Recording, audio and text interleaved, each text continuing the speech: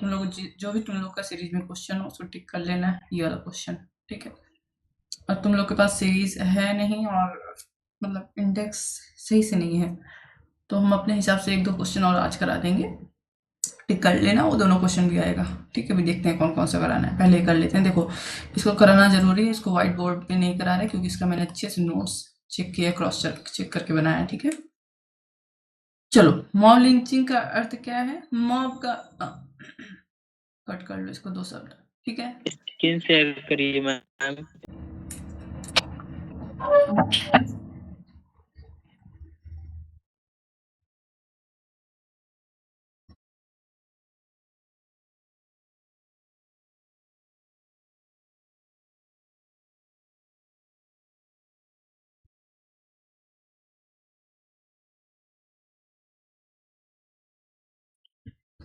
हर बजे का अलार्म लगाया था, 4 बज गया, अलार्म बज रहा था। चलो चलो, पूरी रिकॉर्डिंग पता नहीं कहाँ से, ऐसा अक्सर होता है ना, भूल जाते हैं हम, ठीक है। मॉब लिंचिंग देखनी है और पुरानी आईपीसी में कहीं ऐसी कोई अवधारणा नहीं थी। मॉब लिंचिंग मतलब किसी भीड़ के द्वारा हत्या। अब जो चीजें हम तुम लोग को शॉर्ट में अच्छे से भी बताए थे कि मदर को कैसे मार दिया गया था भीड़ वगैरह द्वारा, वो यहाँ पे हम बात नहीं करेंगे, ठीक है, क्योंकि हम रिवीजन कर रहे हैं, ठीक है। जब किसी व्यक्ति या समूह को भीड़ द्वारा कानून के दायरे से बाहर जाकर हिंसक तरीके से दंडित किया जाता है, जैसे कि संदेह, अफवाह या नफरत के आधार पर, उसको मॉब लिंचिंग कहते हैं। सबसे अच्छा एग्जांपल एक बताया मैंने कि एक औरत जा रही थी, तुम लिख सकते हो, अपने बच्चे के साथ जा रही थी, बच्चा रो रहा था, लोगों में अफवाह उड़ गई, संदेह उत्पन्न हुआ कि जो औरत है वो क्या है, बच्चा चोर है। और कई लोग आए अगल बगल जो खड़े थे, उसने औरत उन्होंने औरत को घेरा और उसको मारना शुरू कर दिया, इतना मारा कि वो मर गई, ठीक है। किस आधार पर? संदेह के आधार पर। ये हो गया मॉब लिंचिंग, ठीक है। पहले आईपीसी में मॉब लिंचिंग जैसी कोई उदाहरण नहीं थी, इसको सेक्शन 302 हत्या में ही इंक्लूड था। अभी देखो हत्या में ही है, लेकिन एक सब सेक्शन दे दिया गया है, ठीक है। गंभीर चोट या दंगे में शामिल किया गया था, लेकिन अब इसको अलग से एक श्रेणी में रखा गया है, ठीक है। इसका कारण क्या है कि पिछले कुछ वर्षों में ऐसे धार्मिक, जातिगत या अफवाहों पर आधारित जो लिंचिंग्स हुई हैं उनमें बहुत ज्यादा बढ़ोतरी हुई है। जाहिर सी बात है, अभी हमने डिस्कस किया था कि सोशल मीडिया वगैरह कर हर छोटी छोटी बातें जो है सरफेस होती हैं और बड़ी बड़ी बातों को पर लोगों का ध्यान जाता है, ठीक है। और इसका सबसे इम्पोर्टेंट ये कि केस जो है तहसीन एस पूना वाला, इसका फैक्ट हम लोग उसका 7th पेपर के लिए केस पढ़ेंगे, वहां सारे फैक्ट पढ़ेंगे।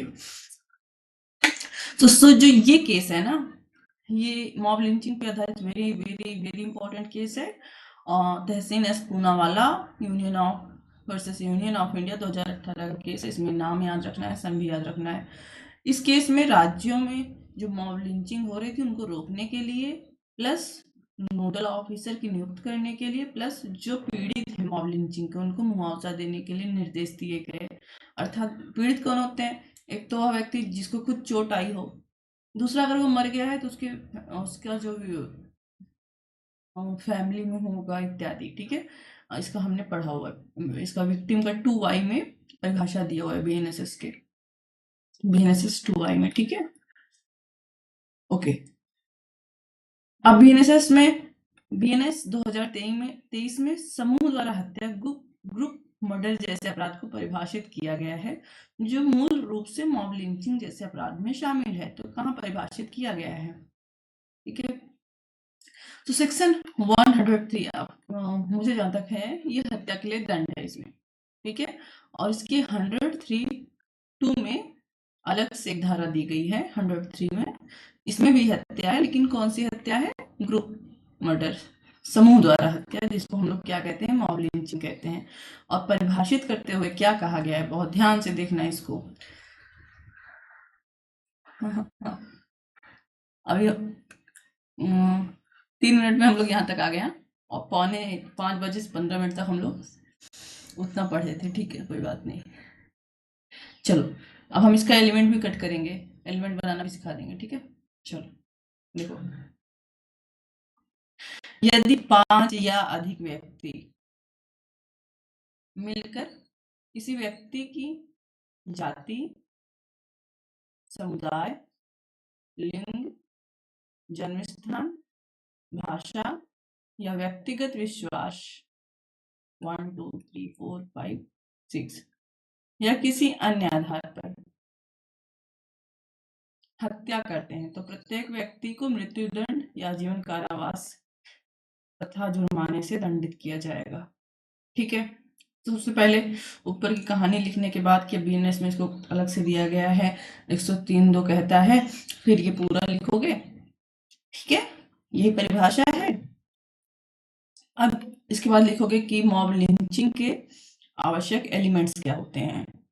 कैसे निकालोगे एलिमेंट्स, हम बता रहे। सबसे पहला एलिमेंट्स होगा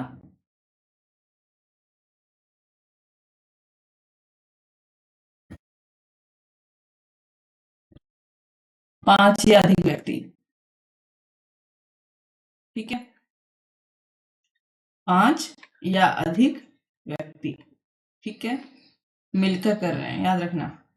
किसी व्यक्ति की किसी अन्य व्यक्ति की, ठीक है, किसी व्यक्ति की किस आधार पर, जाति, निम्न आधारों पर, निम्न आधार पर। कौन कौन से हैं निम्न आधार? पहला जाति, दूसरा समुदाय कि इस समुदाय का है, पीट डालो इसी ने ऐसा किया होगा। तीसरा लिंग, अरे महिला है ना, 1 नंबर की चोर होगी। ठीक है, चौथा ये लिख नहीं रहा, जन्म स्थान। पांचवा भाषा, छठवां व्यक्तिगत विश्वास।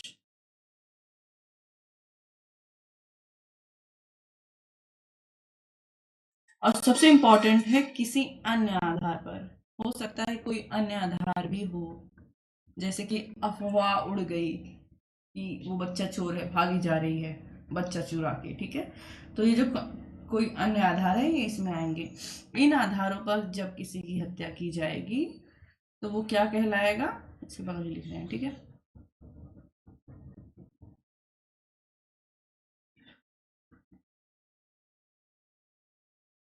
तब वो क्या कहलाएगा, मॉब लिंचिंग।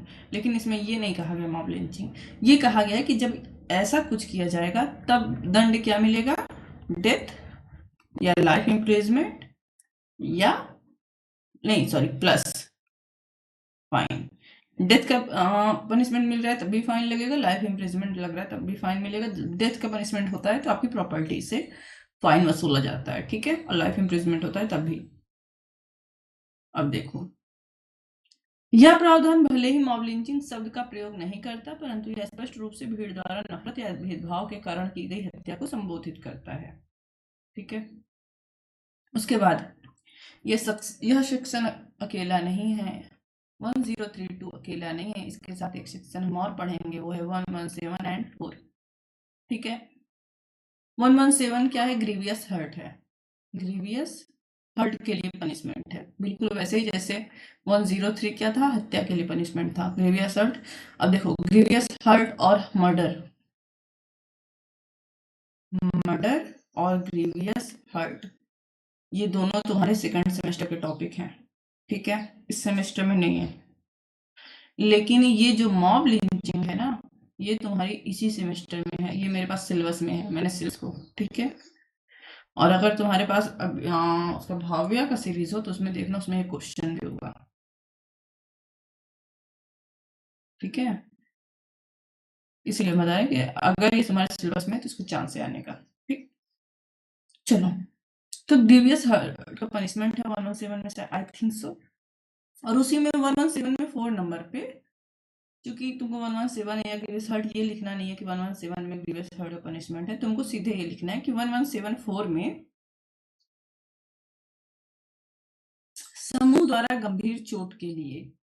इससे पहले 103 में क्या था, 103 के 2 में, सेक्शन 103 के 2 में क्या था, समूह द्वारा हत्या के लिए। अभी जरूरी नहीं है कि जब कोई भीड़ तुमको पीटे तो तुम मर जाओ, लेकिन हो सकता है तुमको ग्रीवियस हर्ट हो जाए, तो क्या उनको छोड़ देंगे अगर कोई मरा नहीं है? नहीं, उनको दंड देंगे। देखो फिर से देखो, यदि 5 या अधिक व्यक्ति मिलकर किसी तो उपरोक्त आधारों पर वही सेम जो हमने ऊपर 7-8 आधार देखे थे। कितने आधार देखे थे? 7 आधार। इन 7 आधार पर, ठीक है, चाहो तो फिर से यहाँ पर 7 आधार लिख सकते हो, ठीक है। जब 5 या अधिक व्यक्ति मिलकर, ये देखो, ठीक है, उपरोक्त 7 आधार पर किसी व्यक्ति को गंभीर चोट पहुंचाते हैं, हत्या नहीं कर रहे हैं, तो धारा 117(4) के अनुसार उन सभी को 7 ईयर तक का कारावास प्लस फाइन, ठीक है। ओके, अब देखो दंड की प्रकृति क्या है, देख लो। 103 में समान हत्या के लिए दंड है मृत्युदंड या आजीवन कारावास, 103(1) में, ठीक है, ओके, जो मैंने पहले ही कहा। और 103(2) में वही दंड फिर से मिला, मृत्युदंड या कारावास, आजीवन कारावास प्लस जुर्माना, ठीक है। अब देखो, और दंड को एक जगह कर दिया है, और 117(4) में 7 वर्ष तक का कारावास और जुर्माना। चूंकि ये क्वेश्चन आंसर सीरीज है तो दोहराया रहेगा ही, ठीक है। अब देखो, व्याख्या किस बिंदु की करनी है हमें? आवश्यक तत्व क्या होंगे? तो पहला आवश्यक तत्व हमने निकाला था कि अपराध में कम से कम कितने व्यक्ति होने चाहिए? 5 व्यक्ति सम्मिलित होने चाहिए, ठीक। अपराध का कारण, जो आधार हमने देखे थे, ये हमको लगता है बेटा, 1 मिनट, ये वाला आधार नहीं है, धर्म वाला आधार नहीं होगा। मेरे पास बेयर एक्ट नहीं है तो हम क्रॉस चेक नहीं कर सकते, बट तुम लोग के पास सीरीज होगा तो देख के बताना मुझे। देखो, यहाँ पे धर्म नहीं है ना, धर्म के आधार पर मॉब लिंचिंग नहीं है ना, ठीक है। अब विभाग के पास क्वेश्चन होगा, 1 मिनट, चलो। सो देखो, एक आधार और इसमें है, ये देखो अभी विभाग से कंफर्म हुआ, नस्ल, यहाँ नस्ल है, और अन्य आधार ना होकर के अन्य समान आधार है, ठीक है। समान आधार का मतलब होता है कि कुछ भी आधार नहीं लेंगे, जो इनके समान होंगे वो लेंगे। और एक चीज हमको और कंफर्म करनी है, विवाह कट मत करना तुम, यहाँ पे तुम ली हो तो ये बताना हमको, वो आ जाएगा, ठीक। चलो, सो अन्य 174 में सेम आधार है जो 1032 में है, और 103 कह रहा है कि अगर ग्रुप द्वारा हत्या हो जाएगी, ग्रुप द्वारा मर्डर हो जा रहा है 5 या अधिक लोग द्वारा, तब हम डेथ या लाइफ इम्प्रिजमेंट देंगे प्लस फाइन। और 1174 कह रहा है कि यही ग्रुप जो है 5 प्लस का ग्रुप क्या कर दे रहा है? ग्रीवियस हर्ट कर दे रहा है किसी व्यक्ति को, तब हम 7 ईयर प्लस फाइन करेंगे, दंडित। ओके, अब यह प्रावधान घृणा अपराध की श्रेणी में आता है, हेट क्राइम की श्रेणी में आता है। Very good. कभी तुम लोग आगे पढ़ोगे समझ में आएगा कौन कौन से क्राइम हेट क्राइम की श्रेणी में आते हैं, ठीक है। हेट क्राइम का क्या मतलब होता है? देखो, सामान्यतः एक क्राइम होता है, क्राइम तो होता ही है, लेकिन क्राइम तभी होगा जब घृणा होगी, जैसे हत्या, जाहिर सी बात है। लेकिन चोरी हेट क्राइम में नहीं आएगा। जब हमारा किसी से नफरत है, हम क्या कर रहे हैं, ग्रज के तहत अपराध कर रहे हैं, तब वो हेट क्राइम में आता है, ठीक है। हो सकता है हत्या हम पैसा लेकर कर रहे हो। चलो, यह एक नया कानूनी ढांचा है जो आईपीसी में नहीं था, अर्थात अलग से वर्णित नहीं था, ठीक है। इसका महत्व और उद्देश्य क्या है, यह अलग प्रावधान की आवश्यकता क्यों हुई? भीड़ हिंसा एक सामूहिक अपराध है, इसकी मनोवृत्ति और असर व्यक्तिगत अपराध से अलग होती है। कठोर दंड देकर निवारक प्रभाव बढ़ाना उद्देश्य है, या ऐसे मामलों को कानूनी पहचान देता है जो जाति या धर्म आधारित नफरत से प्रेरित होते हैं। अगला है कि सुप्रीम कोर्ट के निर्देशों को कानूनी रूप देना। कौन सा केस अभी हमने देखा? पूना वाला केस, ठीक है, 2018 का, कि आप क्या कीजिए, मॉब लिंचिंग पर कानून बनाइए, ठीक है, उससे प्रभावित था ये। उसके बाद तुम लोग इसके आगे वाला अपने नोट से ही लिख सकते हो, और नई नोट तुम्हारे ग्रुप में रहेगी, हमको बस इसको समझाना था, ठीक है। सामाजिक दृष्टि से इसका क्या महत्व है मॉब लिंचिंग का? तो मॉब लिंचिंग कानून के शासन, रूल ऑफ लॉ और नागरिक अधिकारों पर सीधा प्रहार है। रूल ऑफ लॉ कॉन्स्टिट्यूशन, ये कॉन्स्टिट्यूशन की क्लास में बताएंगे। यह अल्पसंख्यक या वंचित वर्गों को विशेष रूप से प्रभावित करती है तथा सरकार की शून्य सहनशीलता नीति को दर्शाती है। शून्य सहनशीलता मतलब अपराधों के प्रति हम अपराधों को बिल्कुल जीरो भी बर्दाश्त नहीं करेंगे। ठीक है। इसमें प्रमुख समस्याएं और आलोचना क्या है? 5 व्यक्ति की शर्त। अब क्या 5 व्यक्ति से कम व्यक्ति मिलकर हत्या करेंगे तो उसको हम मॉब लिंचिंग नहीं कह सकते? मान लो उसको हम हत्या में ले आए, लेकिन वो मॉब लिंचिंग क्यों नहीं हो सकती? ठीक है, क्योंकि वो भी क्या है, भीड़ हत्या हो सकती है कि नहीं, लेकिन आपने शर्त लगा दी है तो ठीक है। जैसे 5 से कम व्यक्ति करते हैं तो लूट होता है, 5 या उससे अधिक करते हैं तो डकैती होती है। उद्देश्य सिद्ध करना,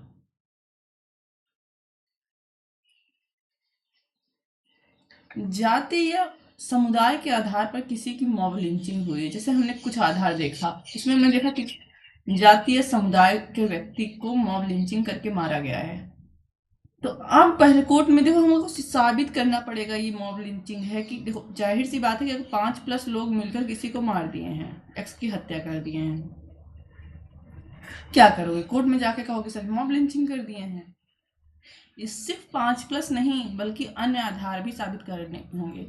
आपको ये साबित करना होगा कि जाति या समुदाय का था, ठीक है, किसी जाति का था, किसी समुदाय का था, कोई विशेष कारण था, ठीक है, इसलिए उसको मारा। सामान्यता तो हत्या है ही, लेकिन अगर जाति और समुदाय विशेष का होने के कारण उसको मारा है तब वो क्या होगी? मॉब लिंचिंग होगी। जैसे महिला अपने बच्चे को लेकर जा रही थी, ठीक है, बच्चा रो रहा था, भीड़ ने महिला को मारा, 5 से अधिक लोगों ने मारा, तो यहाँ तो ये आराम से साबित हो जाएगा उस महिला को क्यों मारा। क्योंकि उसको चोर समझा, चोर के समुदाय का समझा, ठीक है, इसलिए मारा। ओके, यहाँ समुदाय सिर्फ किसी धर्म से संबंधित नहीं है, किसी समुदाय का मतलब है कि चोर समुदाय का, आपराधिक समुदाय की है ये पक्का चोरों के ग्रुप की होगी, ठीक है, ओके। लेकिन सामान्यतः अगर किसी की हत्या हुई है मॉब लिंचिंग द्वारा तो वो जाति या समुदाय को टारगेट बना के की गई है, ये सिद्ध करने में थोड़ी सी प्रॉब्लम हो सकती है। आलोचना हर चीज की होती है। लिंचिंग शब्द का अभाव, जैसे मैंने पहले ही कहा, लिंचिंग शब्द का प्रयोग नहीं किया गया है, ठीक है, तो हम डायरेक्टली नहीं कह सकते कि उसको लिखा गया है। और कार्यान्वयन में कठिनाई, तो पुलिस द्वारा सही धारा लगाने में वो होगी, प्रॉब्लम होगी, है ना। त्वरित जांच और आरोप पत्र दाखिल करना, नोडल अधिकारियों की जवाबदेही सुनिश्चित करना। नोडल अधिकारी की नियुक्ति कौन से मामले में सुप्रीम कोर्ट ने कही थी? पूना वाले मामले में, ठीक है, ओके। सामाजिक मनोवैज्ञानिकरण, इसको हम शुरू से डिस्कस करते आए। अफवाह, सोशल मीडिया, भीड़ मानसिकता, धार्मिक या जातिगत पूर्वाग्रह, ठीक है, इन सब पर नियंत्रण के लिए केवल कानून पर्याप्त नहीं है, सामाजिक सुधार भी आवश्यक है, ठीक है। प्रमुख उदाहरण एवं न्यायिक संदर्भ, तो तुम्हारा टॉपिक हो गया। अब हम केस देखेंगे और तुमको बस ये केस याद रखना है, ठीक है। Tehseen S Poonawalla versus Union of India 2018, ठीक है। सुप्रीम कोर्ट ने मॉब लिंचिंग को रोकने के लिए प्लस अभी जस्ट हमने देखा था नोडल अधिकारियों की नियुक्ति और पीड़ितों की मुआवजा इत्यादि को देने के लिए निर्देश दिए थे। मॉब लिंचिंग के लिए ये वेरी इंपॉर्टेंट केस है। अगर क्वेश्चन आया तो ये लिखना है तुम लोग को, ओके। नाउ देखो, क्रिकेट मैच के दौरान हुई मॉब लिंचिंग कर्नाटक में हुई थी, 2024 में हुई थी। और ये जो कर्नाटक में, ये देखो ये भी इंपॉर्टेंट है, ये भी लिख सकते हो, क्योंकि कर्नाटक में जब क्रिकेट मैच हो रहा था तब एक मॉब लिंचिंग हुई थी। एंड बीएनएस 2023 के तहत ये पहला केस था जिसको लिखा गया था, ठीक है। और पीड़ित के परिवार ने फास्ट ट्रैक ट्रायल की मांग की थी। चलो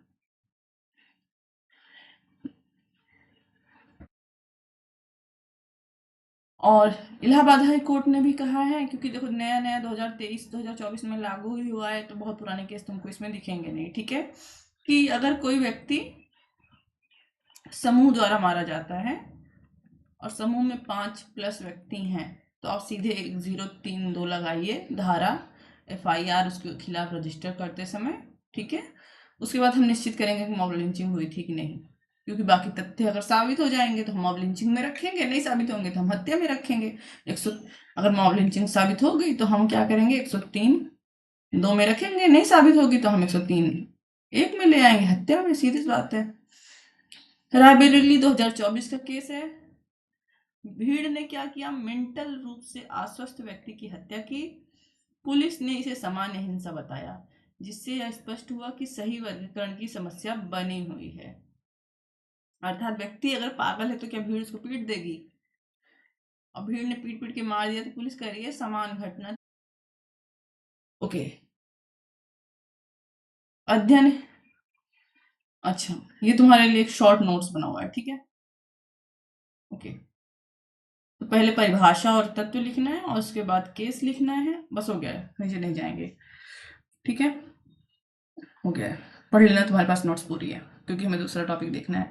तो सबसे पहले हमें लिखना है कि आईपीसी में क्या कुछ था मॉब लिंचिंग के बारे में, ठीक है। आईपीसी के बाद हमें पूना वाला केस लिखना है, ठीक है। फिर बीएनएस में क्या प्रावधान आया, 1032 एंड 1174, ठीक है। फिर दंड आया और उसके बाद केस, एंड लास्ट में निष्कर्ष। निष्कर्ष क्या होता है, जो ऊपर तुमने लिखा हुआ है उसका शॉर्ट ऐसे होता है, जो तुम अपनी लैंग्वेज में लिखते हो, ठीक है। ओके, ठीक है, ये तुम्हारा आंसर हो गया। हम कट कर स्टॉप करके तुम लोग को कुछ पूछना पूछो, फिर हम लोग अगले क्वेश्चन पे चलेंगे।